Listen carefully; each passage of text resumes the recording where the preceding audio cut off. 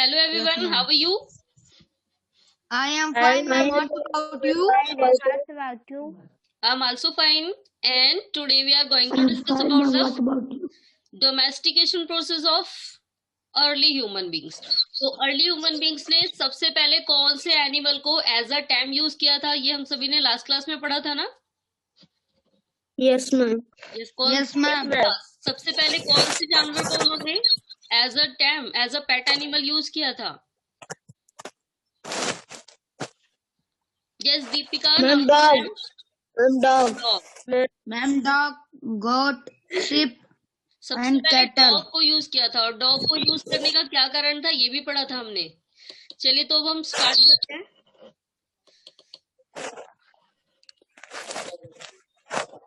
Yes बेटा, screen दिख रही है सभी को? Yes, ma'am. Ma'am.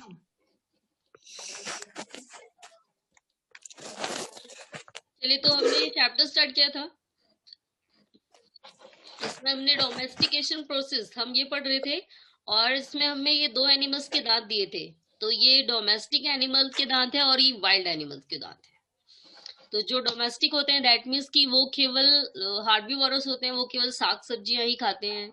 As a पेट हम उन्हें यूज भी कर सकते हैं। लेकिन ये ऐसे एनिमल्स हैं ये ऐसे एनिमल्स के तीत हैं जो केवल फ्लैश खाते हैं, एंड दैट इज वाई इनके दांत देखिए कितने नुकीले हैं, शार्प है नीचे से, है ना? Yes, ma'am. चलिए तो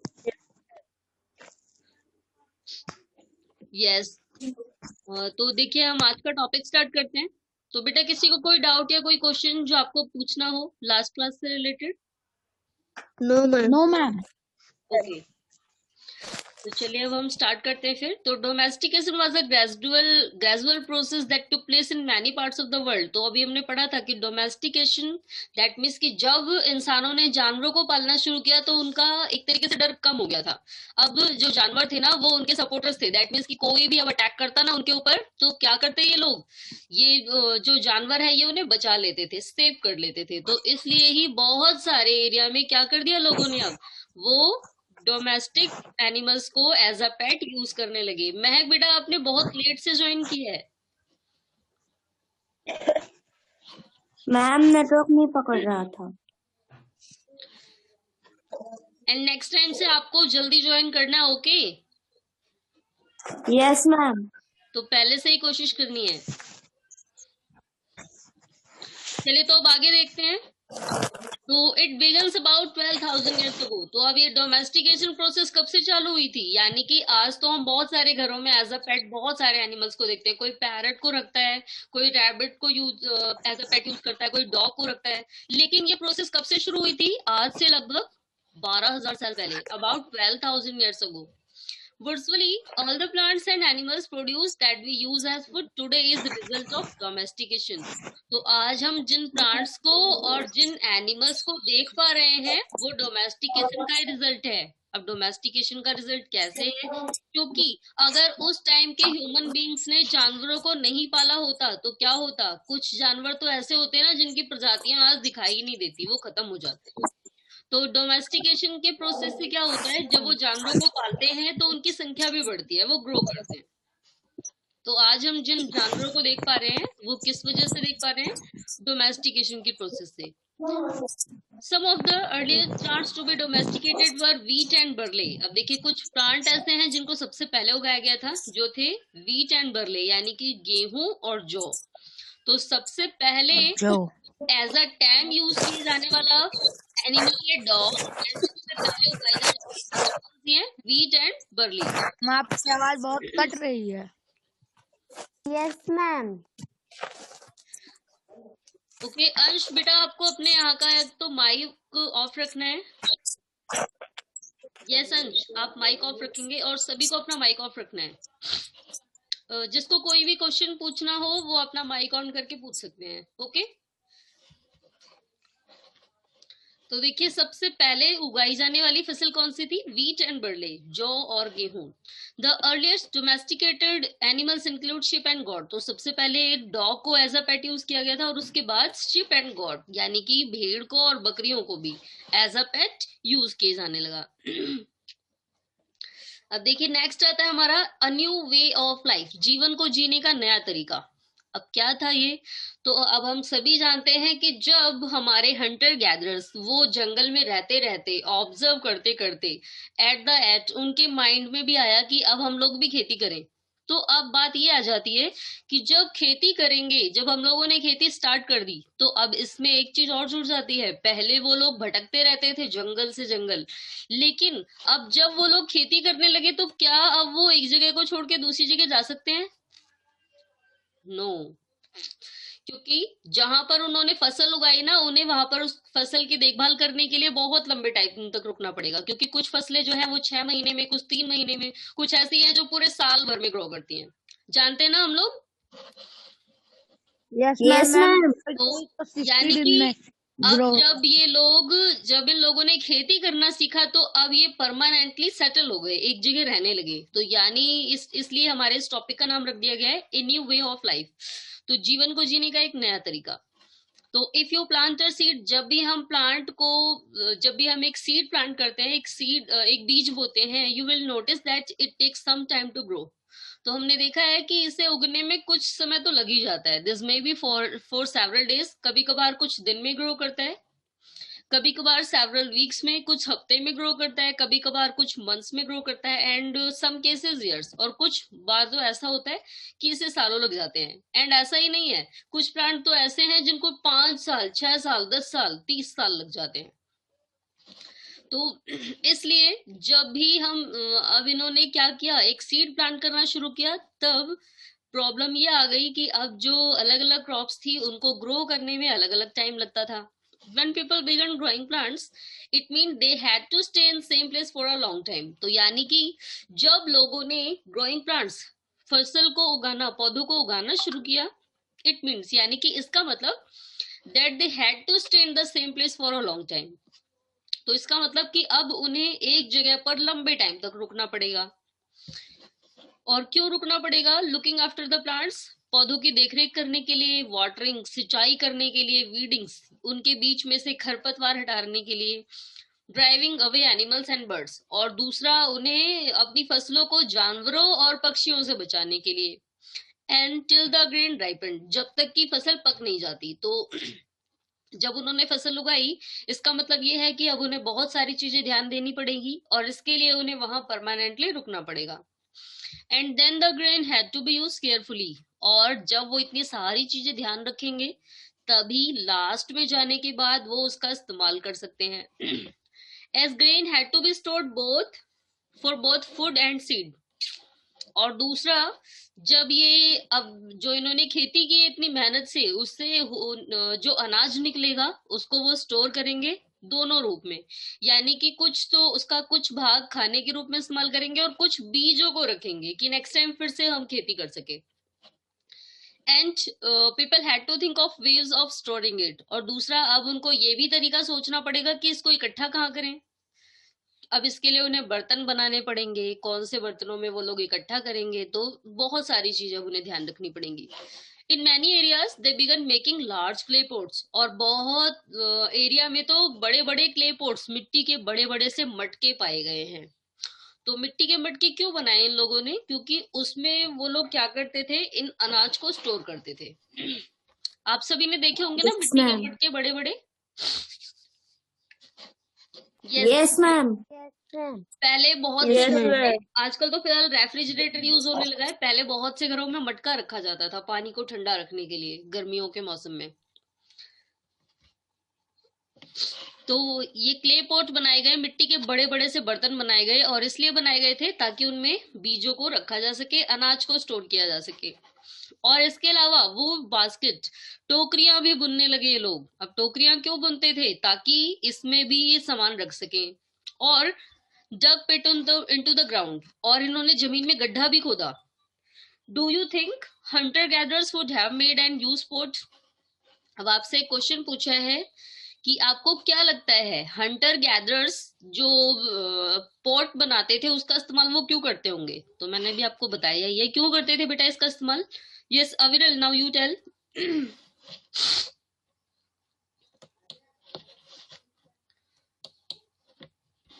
यस अविरल, आवाज जा रही है? जो हंटर गैदरर्स जो पॉट्स बनाते थे, मिट्टी के बर्तन, इनका इस्तेमाल वो किस लिए करते थे?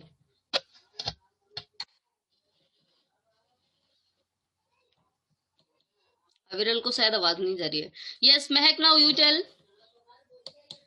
Ma'am, to put the grain and things. Yes, to keep store things and grains. तो इसमें सामान को इकट्ठा करके रखने के लिए ये लोग यूज करते थे इसे। चलिए तो अब आगे नेक्स्ट जो हमारा टॉपिक आता है वो है स्टोरिंग एनिमल्स। अब जानवरों को इकट्ठा करना, इसका क्या मतलब है? स्टोरिंग एनिमल्स दैट मीन्स जानवरों को इकट्ठा करके रखना। तो एनिमल्स मल्टीप्लाई नेचुरली। तो हम सभी ने देखा है कि जब हम जानवरों को पालते हैं कुछ टाइम के बाद उनका बेबी होता है, फिर वो बड़े हो जाते हैं, फिर उनका बेबी होता है। तो दैट मीन्स कि ये नेचुरली मल्टीप्लाई होते रहते हैं, बढ़ते रहते हैं। जैसे हम सभी ने कभी नोटिस किया होगा, हमारे घर में एज अ काऊ या एज अ बफेलो कोई जानवर होता है, तो कुछ टाइम बाद उसका जो बेबी होता है उसे यूज करने लगते हैं हम लोग। तो यानी कि इनकी संख्या मल्टीप्लाई होती रहती है। देखा है ना आपने? Yes, ma'am. यस, तो side if they are look carefully, look after carefully. और अगर इनकी सावधानी से देखरेख की जाए, अगर इनका सावधानी से देखरेख किया जाए, इनका बहुत अच्छे से देखभाल किया जाए, they provide milk which is an important source of food. तो ये हम सभी को क्या प्रोवाइड करते हैं? They provide us milk. ये हम सभी को दूध देते हैं, जो कि हमारे लिए बहुत ज्यादा इम्पोर्टेंट होता है।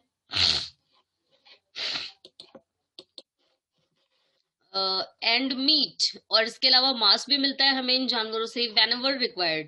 तो जब भी हमें इन जानवरों से दूध चाहिए, मीट चाहिए, जो भी चाहिए, ये इन जानवरों से हमें मिल जाता है। And in other words, animal that are reared can be use as a store of food.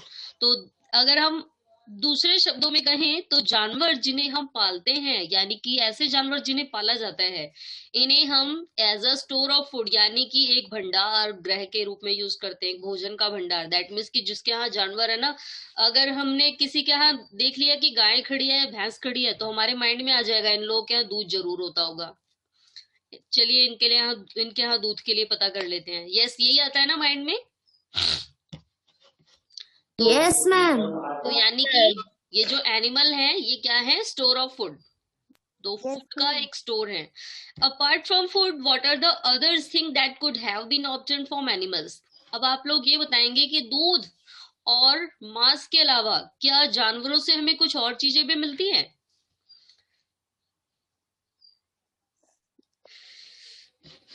Yes, मांस के अलावा ma'am yes yes ma'am, ma'am जो सिप होता है उसके बाल से ऊन बनते हैं। मैम जो सिप होता है। Very good. तो जो सिप होता है उसके बालों को उतार के ऊन बनाया जाता है। एंड इसके अलावा और भी कोई जानवर है जिससे हमें कुछ मिलता है? मैम बहुत से एनिमल्स के टीथ का दवा बनाया जाता है। यस, बहुत से जानवरों की जैसे एनिमल है उसके टीथ से दवा नहीं बनाई जाती, फिलहाल इंस्ट्रूमेंट ज्वेलरी बनाई जाती है, हाथी दांत की ज्वेलरी, जो कि बहुत ज्यादा प्रीसियस होती है, बहुत ही कीमती मिलती है। चलिए अब आप लोग ये बताएंगे क्या इसके अलावा और भी कोई यूज है एनिमल्स का? फिलहाल आज के टाइम पे तो कम हो गया है, लेकिन जो आदि मानव थे उनके लिए तो बहुत ज्यादा रिसोर्सेस थे। वो इनकी खाल को भी पहन लेते थे, पढ़ा था ना हमने इन जानवरों को। यस, और क्या करते थे? इनकी हड्डियों से औजार बनाते थे, टूल्स बनाते थे। ये भी पढ़ा था ना हमने। Yes ma'am. Yes ma'am. चलिए तो आज के टाइम पे फिलहाल यूज कम हो गए, पहले बहुत ज्यादा थे। तो अब आज के टाइम पे इन जानवरों का इस्तेमाल देखिए वूल के लिए भी किया जाता है, ऊन मिलता है बहुत से जानवरों से, एंड दूध तो मिलता ही है। दूसरा, आज के टाइम पे एक यूज है जो पहले नहीं था, फिलहाल आज किया जाने लगा है। तो आज इन एनिमल्स को एज अ रिसोर्स, पैसे कमाने के लिए भी एक रिसोर्स के रूप में यूज किया जाता है। आप लोगों ने नोटिस किया होगा सर्कस में बहुत सारे जानवरों का प्ले दिखाया जाता है, देखा है ना आप सभी ने? Yes yes ma'am. Yes ma'am. कभी कभार आपने ये भी देखा होगा, आपके एरिया में मंकी का डांस दिखाने वाले आते हैं, बंदर का डांस दिखाने वाले, और सारे बच्चे वहां घेर के खड़े हो जाते हैं। Yes ma'am. तो यानी कि आजकल इन जानवरों का Yes, ma'am. यूज क्यों किया जाता है? कमाने के लिए भी किया जाता है। चलिए तो अब हम आते हैं नेक्स्ट। और अभी दीपिका ने एक बात और बताई थी मेडिसिन के लिए। तो आपको पता है जो स्नैक होते हैं ना, जो मोस्टली जो स्नैक काटते हैं उनकी जहर से उनकी दवा बनाई जाती है। दैट मीन्स कि जो कोबरा है उसका जहर निकाल के उसको बचाने के लिए दवा बनाई जाती है। तो बहुत सारे एनिमल्स ऐसे हैं जिनका यूज करके मेडिसिन बनाई जाती है ताकि दूसरे लोगों को बचाया जा सके। चलिए तो अब हम आते हैं नेक्स्ट पैराग्राफ पे अपने, finding out about the first farmers and herders. तो अब हमें ये पढ़ना है कि सबसे पहले किसान कहाँ पर थे। तो हमारा पूरे कंट्री का, पूरे वर्ल्ड का कौन सा ऐसा पार्ट है जहां पर सबसे पहले किसान हुए थे, और ये कैसे पता लगता है हमें। चलिए तो turn to map 2 page number 14। Yes, तो हमारा पेज नंबर 14 कहाँ पर है? यस, इसके लिए हमें इससे पहले वाला चैप्टर देखना पड़ेगा।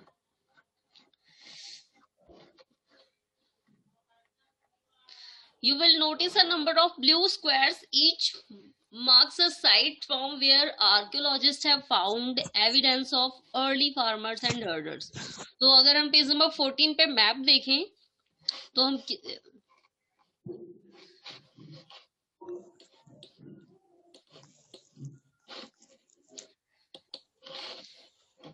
एक बार देखते हैं क्या दिया हुआ है इसमें। तो क्या पूछा था हमसे कि turn to map number 2 page number 14।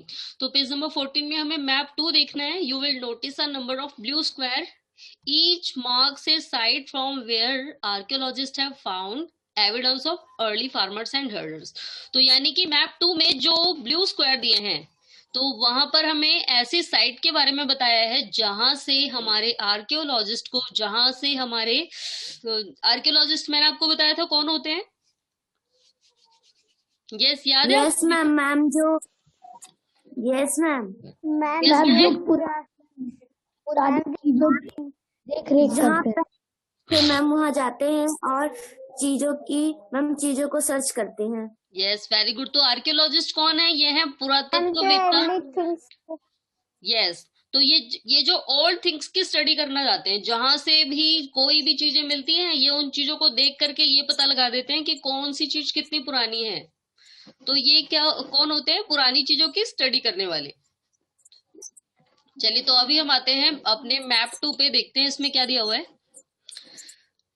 Yes, तो यानी कि जो ब्लू स्क्वायर हैं, तो ब्लू स्क्वायर ये देखिए, फर्स्ट है बुर्ज होम, दिख रहा है सभी को? Yes ma'am. यानी कि बुर्ज Yes, होम से ma'am. मिले हैं हमें साइट्स। दूसरा है मेहरगढ़, फिलहाल ये हमारे इंडिया में नहीं रहा, पाकिस्तान में चला गया। ये पाकिस्तान है ना? यस तो मैम। यानी कि मेहरगढ़ से भी मिले थे हमें। दूसरा है, ये फिलहाल नाम नहीं दिख रहा है क्लियर, यहाँ पर है।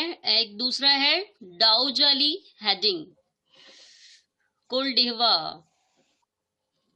महागारा, एंड और कहाँ पर है? प्लेमपल्ली।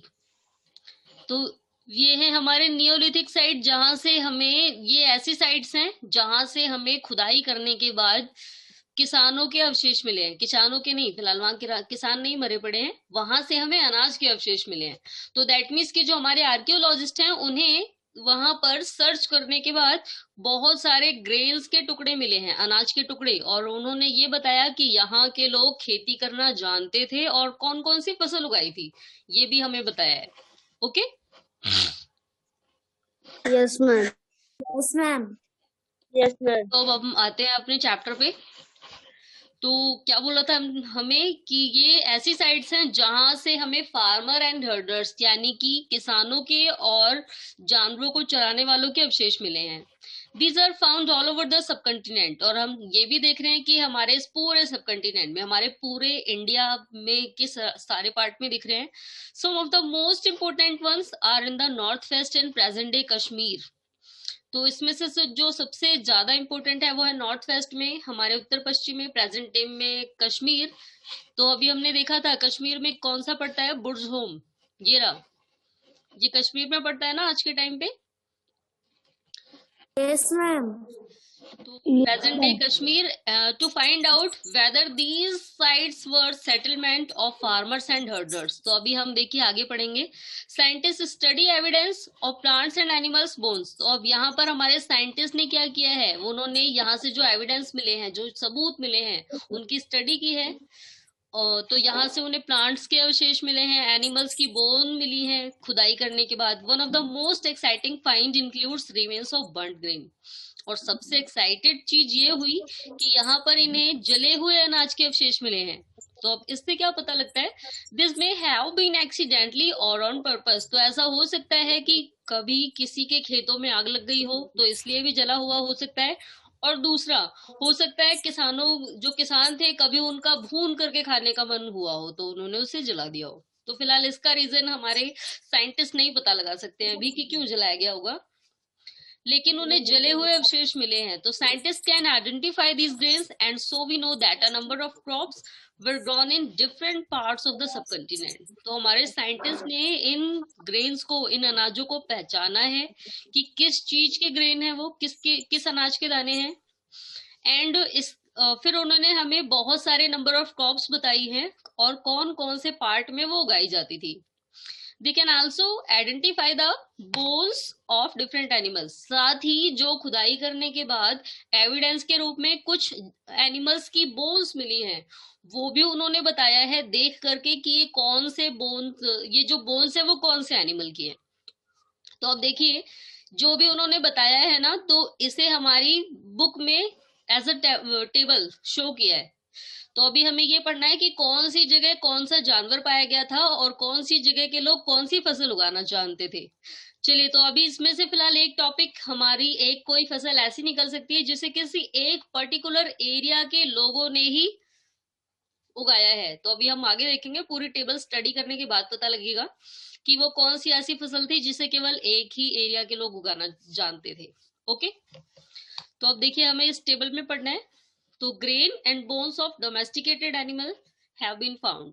तो यहाँ पर हमें दिया है ग्रेन एंड बोन्स एंड दूसरा है साइट कि कौन सी जगह से मिला है हमें ये। ओके, चलिए, तो पहला है wheat, barley, sheep, goat and cattle. तो यानी कि गेहूं, जौ, यहाँ पर फसलें पाई गई। एंड दूसरा भेड़ और भेड़ और बकरी, और दूसरा कैटल यानी कि गाय और भैंस, इसमें दोनों इंक्लूड हो सकते हैं। तो ये कहाँ पाया गया है, मेहरगढ़ में, जो कि प्रेजेंट डे में आज के टाइम पे पाकिस्तान में है। तो अभी मैंने दिखाया भी था ना आपको। अब दूसरा है देखिए राइस, फ्रेगमेंट्री, एनिमल बोन्स। अब यहाँ से चावल पाया गया है यानी कि चावल के दाने। फ्रेगमेंट्री दैट मीन्स कि कुछ ऐसी फसलें जिसे फ्रेगमेंट करके उगाई जाती हैं, जैसे कि मशरूम वगैरह। और दूसरा एनिमल्स बोन्स, तो ये कहाँ पर है, कोल्डिवा in present day Uttar Pradesh, हमारे उत्तर प्रदेश में आज के टाइम पे। दूसरा देखिए राइस और कैटल, यानी कि चावल उगाया गया है यहाँ पर, और कैटल यानी कि गाय और भैंस, बस दो ही जानवरों के अवशेष मिले हैं। Hoof marks on clay surface, hoof marks that means कि इसमें यहाँ पर जो मिट्टी है उसमें हम मिट्टी पे हमें हूफ मार्क्स दैट मीन्स कि कुछ जानवरों के सींग मिले हैं, जिससे हमें पता लगता है कि यहाँ पर गाय और भैंसों को पाला गया होगा। तो यहाँ ये कहाँ पर है, मेहागारा in present day Uttar Pradesh. तो ये भी हमारा उत्तर प्रदेश में है। दूसरा है वीट एंड लेंटिल, तो यानी कि गेहूं और कुछ दालें, ये कहां पर मिला है हमें, गफ कराल, जो कि प्रेजेंट डे कश्मीर में है। अब नेक्स्ट देखिए wheat and lentil, dog, cattle, sheep, got, buffalo. तो अब यहाँ पर गेहूं, दालें, चावल और गेहूं और दालें पाई गई हैं अनाज के रूप में। और जानवर देखिए dog, cattle, sheep, goat and buffalo. ये कहाँ है, बुर्ज होम, जो कि कश्मीर में है। तो अभी आगे देखते हैं। अब आप सभी को ध्यान से देखना है।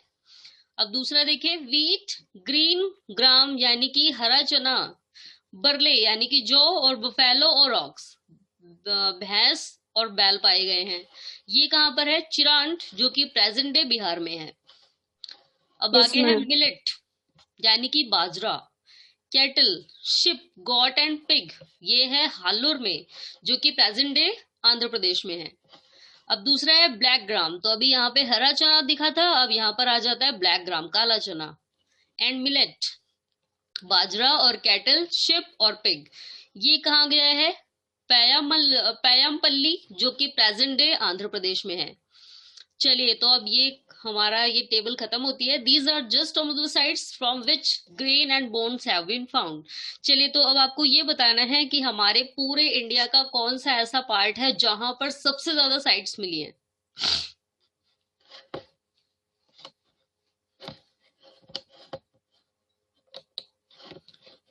मैम बुर्जा हूँ मैम, इन कश्मीर। जम्मू कश्मीर, यस। देखिए कश्मीर का नाम कितनी बार आया है? ये रहा, देखिए कश्मीर में एक तो है गफकडाल, बुर्जहोम, और एक और बताया था शायद, नहीं ये दो ही है। और दूसरा है देखिए आंध्र प्रदेश, हालूर, और दूसरा एक और हमें बताया है पय्यमपल्ली।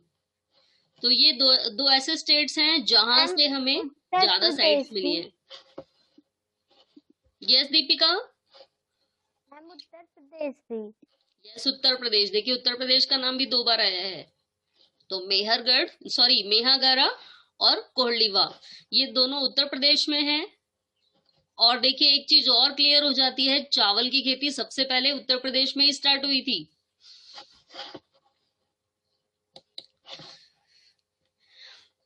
अब और दूसरा काला चना कहाँ से स्टार्ट हुआ है?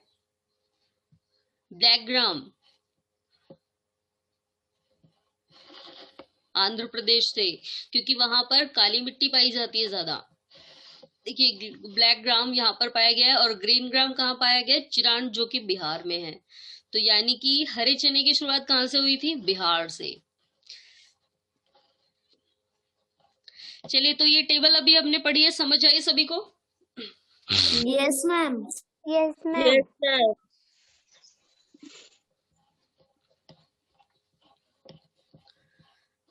तो आज देखिए अभी हमने आज क्या क्या पढ़ा है, एक बार क्वेश्चन आंसर डिस्कस करेंगे इससे रिलेटेड।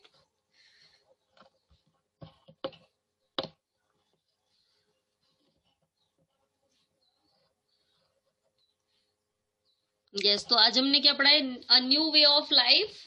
एंड दूसरा क्या था? स्टोरिंग एनिमल्स, जानवर कैसे इकट्ठा हो गए सारे। और दूसरा हमने क्या पढ़ा है? साइट्स, कहाँ से हमें अवशेष मिले हैं, ग्रेन्स के या फिर एनिमल्स के। ओके,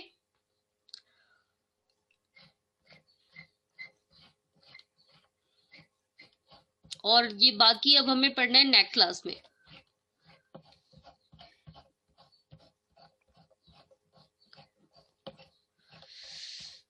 चलिए, तो अब एक बार क्वेश्चन आंसर डिस्कस कर लेते हैं जो अभी हमने आज पढ़ा है उससे रिलेटेड।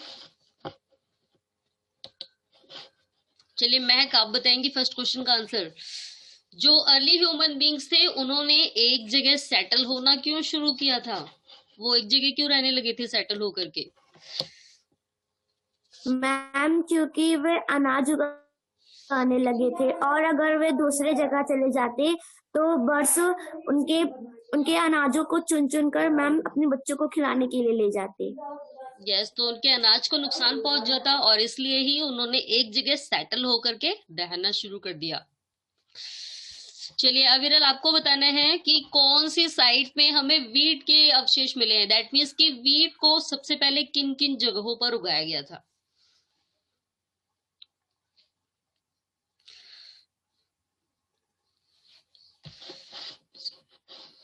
यस अविरल? अविरल डिस्कनेक्ट हो गए शायद। Yes Deepika, now you tell बेटा। Ma'am Mehrgarh, ma'am Yes. Gufkral,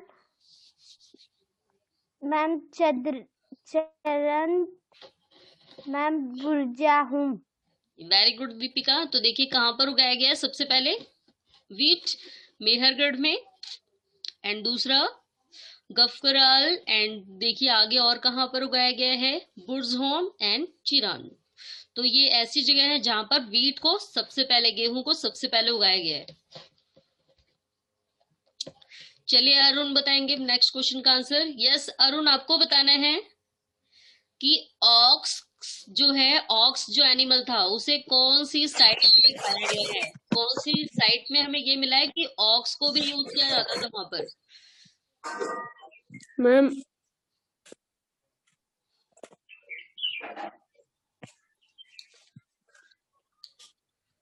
ma'am मेरगाह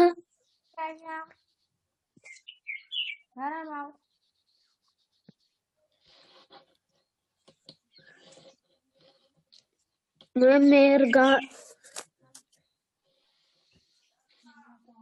बेटा ऑक्स देखिए, ऑक्स कहाँ पर पाया गया है, चिरण, और इसके अलावा तो ऑक्स कहीं है ही नहीं। No ma'am. यस, तो ऑक्स कहाँ मिला है हमें, चिरण, एक ही जगह बिहार में। यानी कि बिहार के लोगों ने सबसे पहले बैलों के थ्रू जुताई करना सीखा होगा, क्योंकि वहां पर ऑक्स थे। दैट मीन्स कि सबसे पहले उन्हीं लोगों ने यूज किया गया होगा। जो एक सॉन्ग बनाया था ना, हमारे यहाँ एक बहुत ही फेमस सॉन्ग बनाया था उसके लिए, मेरे देश की धरती सुहावनी। उसमें आप सभी ने देखा है ना, बैलों को लेके खेती की जाती है।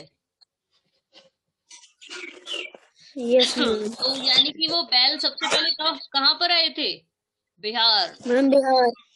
और बिहार से घूमते घूमते फिर वो हमारे इंडिया के बाकी पार्ट्स में चले गए। यस अरुण बेटा, आपको अपना माइक ऑफ करना है, आपके यहाँ से आवाज फिर से रिपीट होकर के सुनाई दे रही है।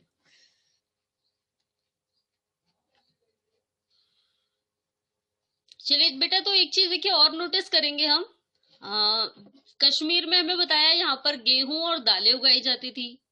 एंड दूसरा कश्मीर के बारे में हमें दिया है कि यहाँ पर वीट, गेहूं और दालें, और dog, cattle, ship, God, buffalo, ये सारे जानवर यूज किए जाते थे। तो आज के टाइम पे हम क्या देखते हैं कि कश्मीर का जो माहौल है वो सबसे ज्यादा ठंडा है। यस ऐसा ही है ना। Yes ma'am. और वहां पर गेहूं की खेती तो बिल्कुल ही कम होने लगी है। तो इतने दिनों में टेम्परेचर कैसे चेंज हो गया। चलिए, तो फिलहाल ये हम पढ़ेंगे।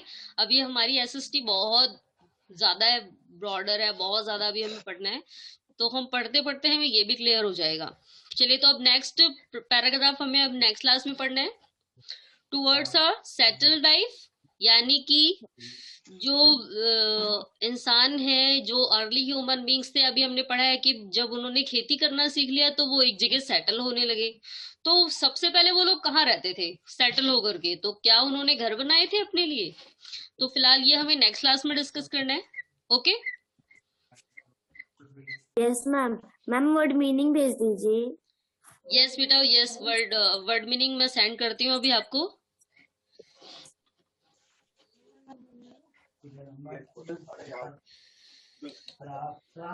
बेटा एक बार आप ना मुझे, अगर फिलहाल नहीं जा पाती है, क्योंकि अब आपको पता है मैं घर से क्लास ले रही हूँ, तो अगर ये तो आज के लिए इतना ही। अब हम नेक्स्ट क्लास में डिस्कस करेंगे। Good bye everyone. Ma'am good bye. Good bye बेटा।